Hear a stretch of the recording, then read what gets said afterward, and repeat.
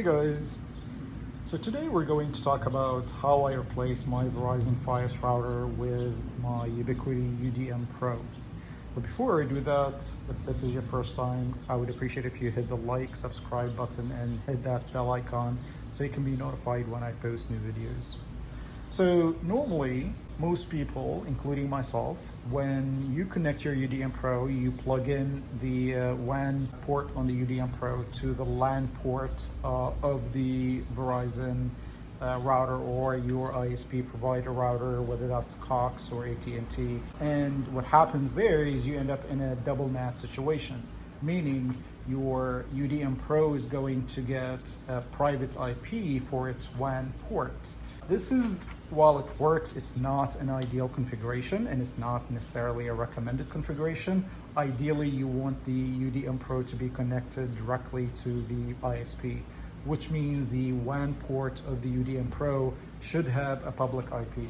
This can be done with most internet provider router by configuring the ISP router to be in bridge mode. What that means is that it's a pass-through. It allows your UDM Pro to actually obtain the public IP while still being physically behind the ISP router that they give you. Now, the issue here is that Verizon FIOS does not allow you to configure your router to be in bridge mode. But Verizon does allow you to replace their router with your own. So you're not really required to use the router that Verizon gives you. Now the challenge, your TV relies on that coax cable to get that TV guide update. And without that coax cable, you can't receive those updates. Well, the issue is you don't have a coax port behind the UDM Pro, so there is no kind of functionality like that. So you can get a public IP and you can directly connect your UDM Pro to the FIOS ONT and get a public IP, but your TV guide will not work. So I drew this diagram to give you some visual. I wanted to kind of show you the existing setup and then also how it's going to look when you install the MoCa adapter.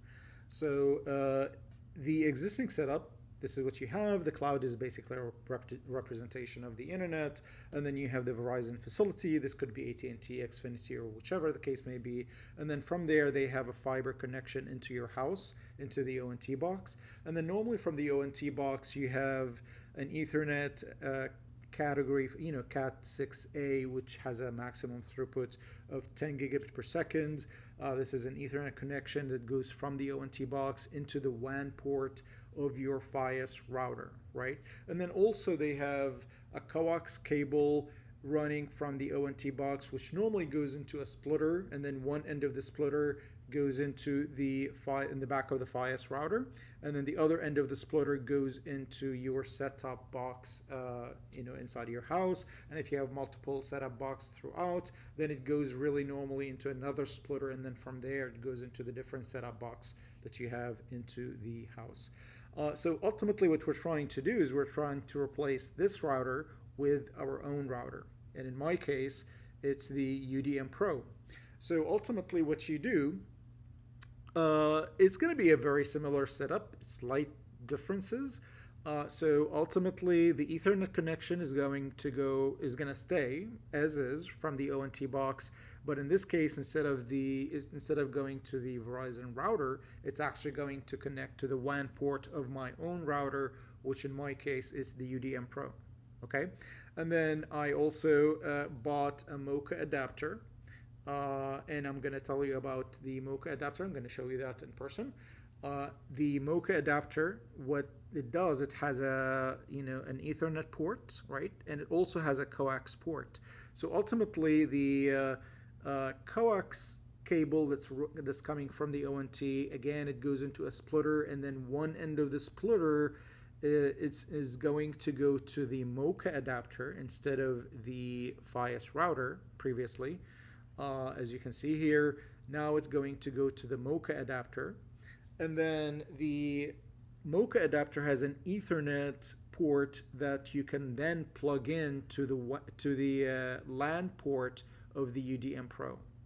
or whatever router that you have, your own router. In my case, it's UDM-Pro. And then again, from there, it goes into the other end of the splitter, it goes into your set-top box.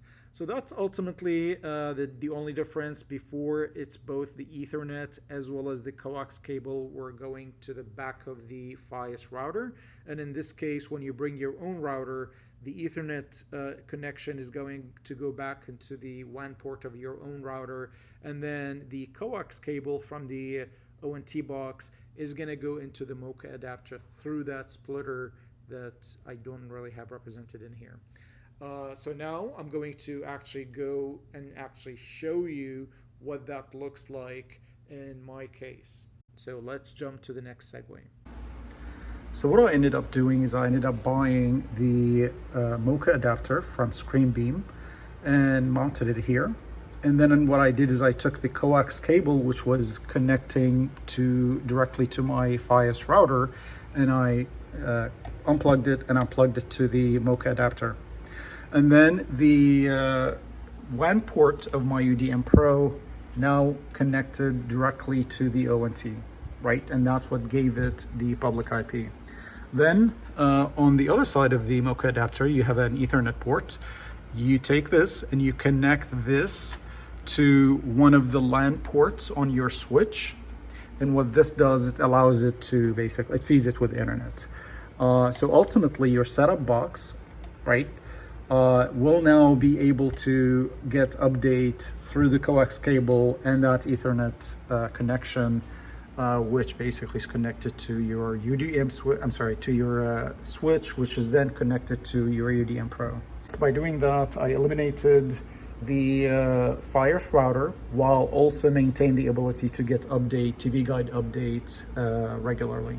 That's it, guys. I hope you liked this video. If you did, please consider hitting the like, subscribe button, and make sure you hit that bell notification icon so you can be notified when I post new videos.